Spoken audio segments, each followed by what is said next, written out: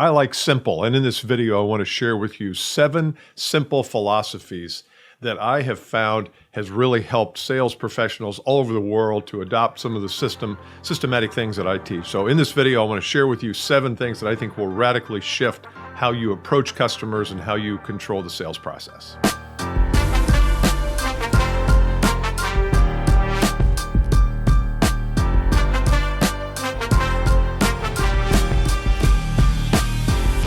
Hi, Bill Caskey here. I have spent the last 30 years or so helping sales organizations and salespeople, adding at least $750 million to top-line revenue as near as we can tell. And one of the things that I find is most useful for them is to get clear on the sales philosophy that you have. You know, I started talking about sales philosophy 10, 15 years ago, and people would discount it. They would say, you know what, I don't need any philosophy. I just want to know, who do I call next? How many cold calls do I make today?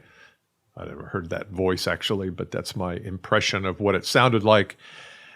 And the problem is that without a philosophy, you're all over the place. You're winging it. Your people are winging it. If you're a VP of sales or CEO, your people right now have no sales philosophy. All they have are sales actions.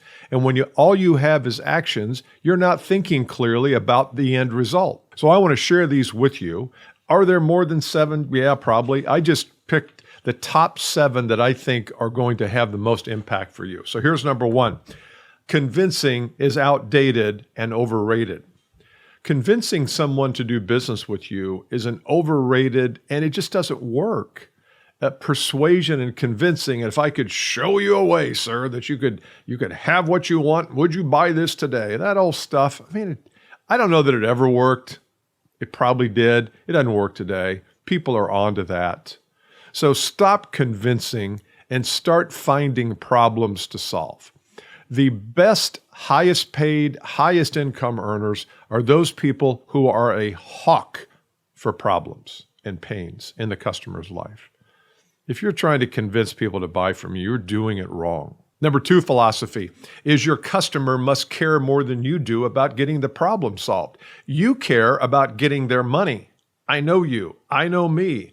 If I'm not careful, I can default back to, well, when am I going to get paid? And what's in this for me? And oh, okay, a $10,000 a month thing. That's wrong. It's wrong-headed. When I go down that path, I'm off track. So what you need to do is understand the customer's care more than you understand your needs. And your needs don't matter. It's their needs that matter. And that's very difficult to do. But once you adopt that philosophy, it becomes a lot easier to show up with that frame of mind. And when you show up with that frame of mind, guess what? Everything turns easy because they can feel it too. You don't think your customer feels when you really want the business and when you care more about making the sale than they do about getting their problem solved? You don't think they can feel that? Come on. They feel it. They feel it when you walk in the door if you have the wrong attitude about that. Number 3, your ability to communicate complex concepts and subjects is a master key to success. If your philosophy is you've got to figure out a way to take the complex and make it simple for people, we're not talking about dumbing it down or treating somebody like they're a 5th grader. I'm talking about taking a complex subject and breaking it down and making it easy to understand. John F. Kennedy used to write his speeches as if a 5th grader, I think it was a 5th grader, 5th or 6th grader could understand it. He wasn't talking to 5th graders. He understood that when you're giving a speech, you've got to make it simple to comprehend and to understand. Same thing here. If your solution is complex, and most solutions are, even if it's not the solution that's complex, it's the sales process that's complex. You've got to figure out a way to make it step by step and make it easier for people to understand. When they understand it, guess what?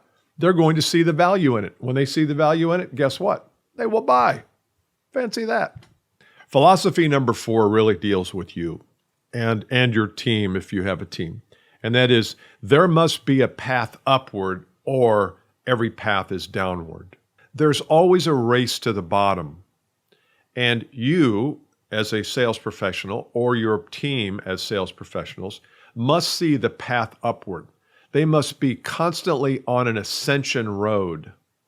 Be a good name for a road, ascension road. the road that's always going up. It may not go straight up. It's going to have some detours and bumps along the way. But every one of your sales professionals as a team leader should understand, where are they going? We spend a lot of time with our customers talking about where they're going and how do we take them there and what's the process. And we talked about it earlier. I'm going to talk about it here in a moment, about using the right process. But what about you? You as an individual, do you have an ascension plan? Do you know what's going to happen over the next 5 years, how you're going to get from this result to this result? We all want this result, don't we? We all want to make $500,000 or $1 million, whatever it is for you. It doesn't have to be massive, but you want to scale your business. You want to get paid more for what you do, because the other option is, if you want to make more, you just have to work harder. And we know that's not the answer. So what is your path upward? We have a program called $1 Million Seller, and we introduce in that program this concept of the ladder, the leverage ladder. How do you make progress in leveraging your talent, your wisdom, and your assets? And the more you raise your asset base and the more you leverage your assets, the higher up you go. But if you don't have a path upward, then the path downward will become very apparent, because your skills will get worn out. The things that worked 5 years ago won't work anymore. You'll see people around you doing things, and it's like, well, I never learned how to do that. It's because they're living in a different world. You're going to see a lot of people in their 30s and 40s start to dominate in markets because they know how to do these things that a 50 to 60 to 70-year-old person doesn't know how to do. So if you're in that upper age range, 45 and above, you'd better figure out how to reinvent yourself and how to use digital technology like this to improve your results. My fifth philosophy is your needs don't matter. And I touched on this a little bit in number 2. Your needs don't matter to the prospect. I know you think they do, and I know they matter to you, and they matter to your loved ones and to your spouses and partners and bosses and bankers and pastors, and your needs matter. But they only matter to you, really. Because at some point, people have their own needs, and you don't really care about their needs. I mean, obviously your family, you do, but your customers don't care about your needs. All you should be focused on is them. And I don't mean needs like, tell me what your needs are, sir. I'm talking about caring about their issues, their problems, their circumstance, their frustrations. If you get clear on those, your needs will take care of themselves. And here's what I see for you VPs of sales. You make a huge mistake here when you spend all of your time in sales meetings talking about you, your needs, and the needs of the company. It's a huge mistake. And then you send people out to the field and you expect them to care about the customer's needs. You haven't described the customer needs. You haven't proven to me that you really care about the customer. You care about profitability. Okay. But I think you can care about both. So you spend all your sales meeting time talking about, what are we going to get? What's on the docket? When's it going to close? We don't spend any time talking about the customers. I've got one sales organization out of the 50 I've worked with over the past couple of years who's really good at that. They spend half their sales meeting talking about how they've helped their customers. You know what? Every one of their people is inspired. I've got other people who never spend time on that, even though I've suggested it, and their people struggle because they get out in the field and all they think about is, what's in it for me? And we always say that we want to service our customers, don't we? We always say, oh, no, we're into customer service. No, you're not.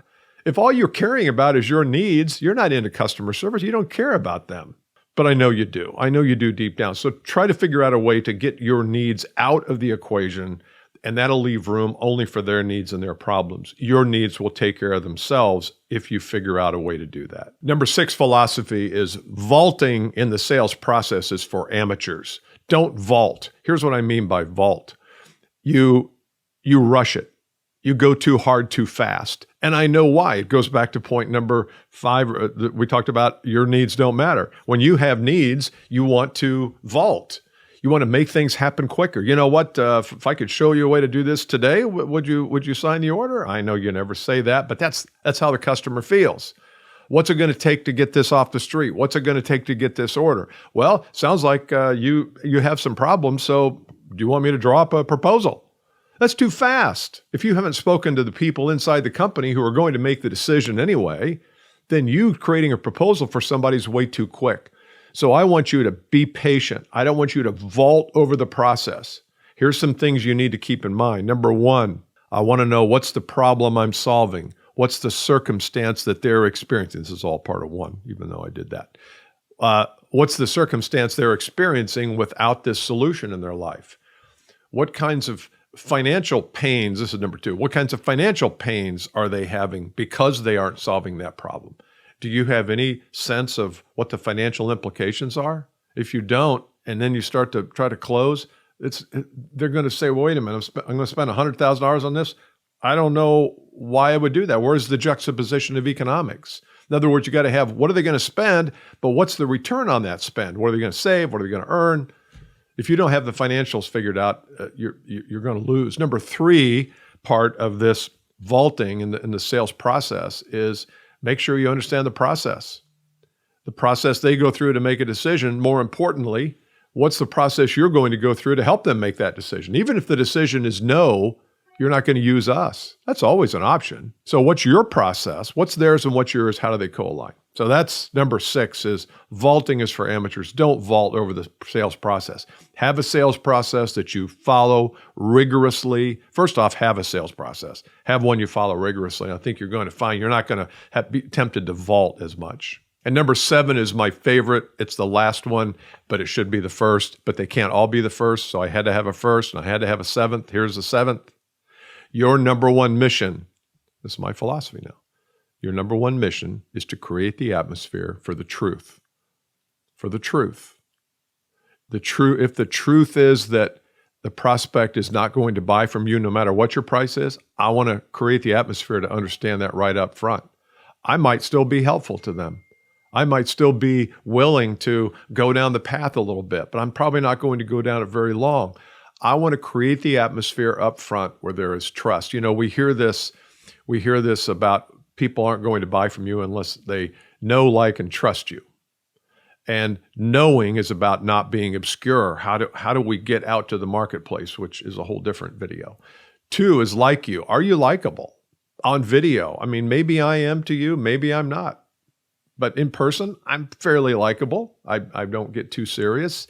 But the question is, do people trust me? Do they trust you? And what is it that causes trust? And what causes trust is when you can create an atmosphere for truth. Truth causes trust. If I feel like I can share the truth with you without feeling like you're about ready to pounce on me with an offer or try to sell me something, if I feel really comfortable with you, I will trust you.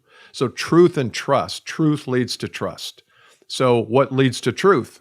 Well, creating the right atmosphere in the sales process. How do you conduct yourself in the sales process? I know we all think we're really good at it. Oh yeah, you put me in front of somebody, baby, I'm going to close them. And yet you close 15%. What happened to the other 85%? The other 85% didn't trust you, or they didn't have a need. But probably not all 85% didn't have a need, didn't have a problem that you could solve. Probably it got back to trust. They trusted somebody else better, or they trusted doing nothing, because that's the phantom competitor, doing nothing. So I hope you've got value out of this. 7 philosophies. There's more that we talk about. We've got mindsets and philosophies and rules, but I thought you'd enjoy hearing what my philosophies are on sales. And if you're a VP of sales and you're watching this and we're getting ready to talk, then hopefully this has helped you to see kind of what I believe. See you next time. Oh, by the way, go to BillCaskey.com. There's all sorts of stuff there. There's free stuff. There's paid stuff. There's classes. There's courses. I'd love to have you go. And also listen to the Bill Caskey podcast too.